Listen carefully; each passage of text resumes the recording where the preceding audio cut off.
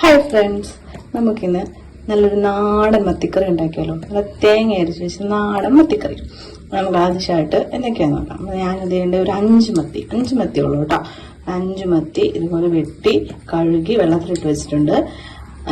നമുക്കിനി ഇതിനകത്ത് എന്തൊക്കെ വേണം നോക്കാം. ആദ്യമായിട്ട് നമുക്ക് തേങ്ങ വേണം. നമുക്ക് തേങ്ങയൊന്ന് ചിരകിയിട്ട് വരാം.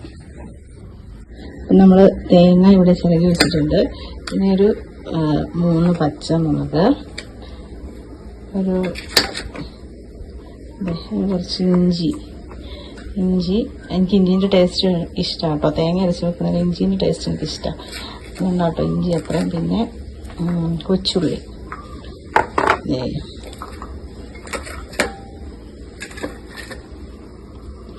ഒരു 10-11 കഷ്ണം കൊച്ചുള്ളി, പിന്നെ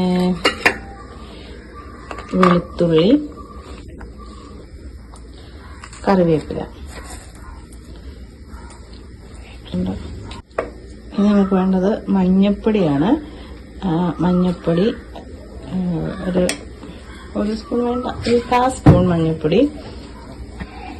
മുളക് പൊടി അത് നിങ്ങളുടെ എരിവിൻ്റെ അടിസ്ഥാനത്തിലാണ് കേട്ടോ. എന്തോരം എരിവ് വേണമെന്നുള്ള രീതിയിൽ ഞാനിപ്പോൾ ഒരു 2 സ്പൂണ് മുളക് പൊടി ഇട്ടിട്ടുണ്ട്. 1 സ്പൂണ് മല്ലിപ്പൊടി.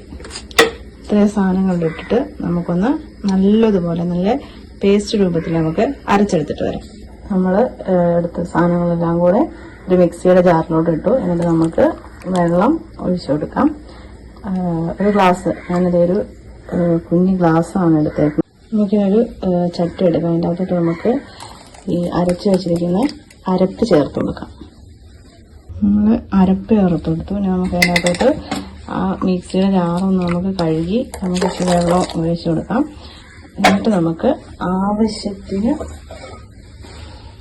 വെള്ളം ഒഴിച്ചു കൊടുക്കാം. നമുക്ക് കറിക്ക് വേണ്ട ആവശ്യത്തിനുള്ള വെള്ളം ഒഴിച്ചു കൊടുക്കാം. എന്നിട്ട് ശേഷം ഞാനൊരു തക്കാളി നല്ലതുപോലെ അരിഞ്ഞ് വെച്ചിട്ടുണ്ട്. നമുക്ക് തക്കാളി ഇട്ട് കൊടുക്കാം. നമുക്ക് ശേഷം നമ്മൾ കഴുകി വൃത്തിയാക്കി വെച്ചിരിക്കുന്ന മീനും കൂടെ ഇട്ട് കൊടുക്കാം.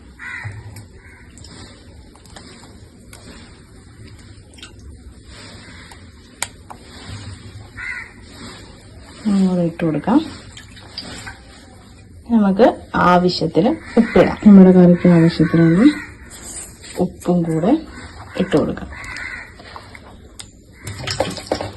നമുക്ക് കറിവേപ്പില. നമുക്കിത് അടുപ്പത്തോട്ട് വെച്ച് കൊടുക്കാം.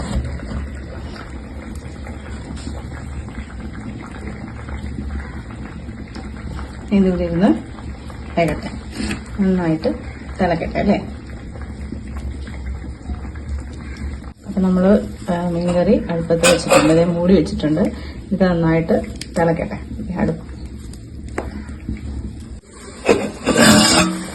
നന്നായിട്ട് തിളച്ചിട്ടുണ്ട്. ഇതൊന്ന് വറ്റിയാൽ മതി കേട്ടോ കറിക്കിനി.